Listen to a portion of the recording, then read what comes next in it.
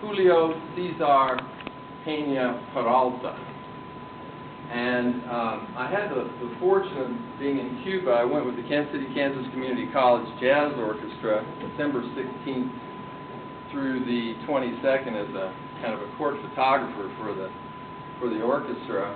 And that was during the time when Obama made his speech. And so I felt very fortunate to be there for that. And a part of the tour was we were standing in Cathedral Square in Havana, and I'd heard about this print shop for years. It's a art print shop founded by Che Guevara in 1962 that has a collaboration with the Art Institute here and Hugh Merrill. Hugh Merrill has been there, and his picture was actually on the wall in this place. So it has this affiliation with Kansas City, and I got them to include it in the tour for the students, and so I felt really fortunate about that. We only spent about an hour in there, and so I went back the next day and kind of looked around. I needed more time because I'd kind of studied Cuban print artists, and I wanted this particular artist and got to meet him because his specialty is, well, for the last 10 years, has been doing the subject of this Kahler Experimental de Grafica print gallery. So the artists are working in there with these 1880 Krauss presses, and you know, you can see them working, and then all their prints are there, so you can look at their prints. It's like 40 artists that you just walk through, and they're actually working at the same time that their prints are laying out there, and you can meet them and talk to them, but his theme is with these woodcuts is to portray him and his friend working in the print shop. So he's sitting there, and it's like a yoga position that he's in with his wife. I can't quite do it, but they're sitting. Your bones wouldn't go this direction normally, you know. It's this leg, you know. I don't know. And they're doing a high five of how much they enjoy working in this print shop. And so that's the subject of his work. You know, that's been the subject of his work for the last 10 years. So if you get a chance, I have a couple of photographs that I took. This is of the Krauss. You can come over and look at these later, but this is the Krauss printmaker from 1880 with a big litho stone on it, and this is actually then a picture of the Kahler Experimental de Grafica, you know, the print shop, which is a gallery, and very important in the history of Cuba because, you know, art is very important. Their emphasis on art and music is much different than this country. They're thought of as highly as doctors and lawyers and businessmen in this country. You know, they're on the same plane. So that was an interesting and surprising thing about their culture.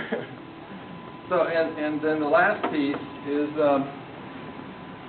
kind of borderline if it's actually a print. It's called a scratchboard print. And I'm not understanding the technique very well, but this is kind of a novelty item for the fact that it is a print based upon a drawing done at 28,000 feet, which would make it the subject material the highest altitude print art in, I don't know, I'm stretching here, you know. I'm trying to make a novelty out of this. I don't know if it's, he is famous, D. Molinar is famous for doing the highest altitude watercolor in history at 25,000 feet while climbing K2. He's a famous mountain climber, wrote a very famous book on climbing Mount Rainier, and I got to meet him and get his autograph while I was in Ashford, Washington in July, because my goal was to climb Mount Rainier, and you train 5 days in Ashford, and these are the people that end up climbing Everest and all these folks.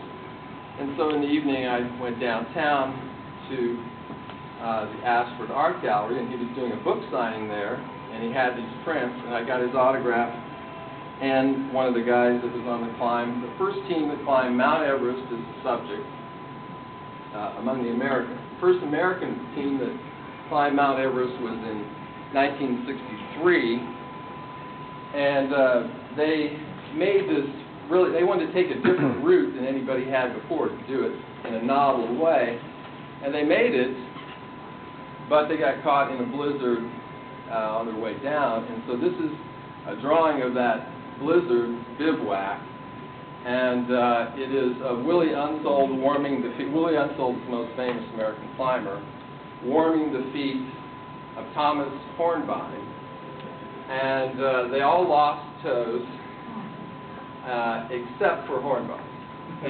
And so that's the novelty of it, and so like I say, I got the autograph of Hornbein, who was there. He's the only living member from the clan, and Molenaar, who's 92, and very famous in the Northwest, these folks. So this is for mountain climbing folks. And it's kind of a specialty item, so I can pass that around or not.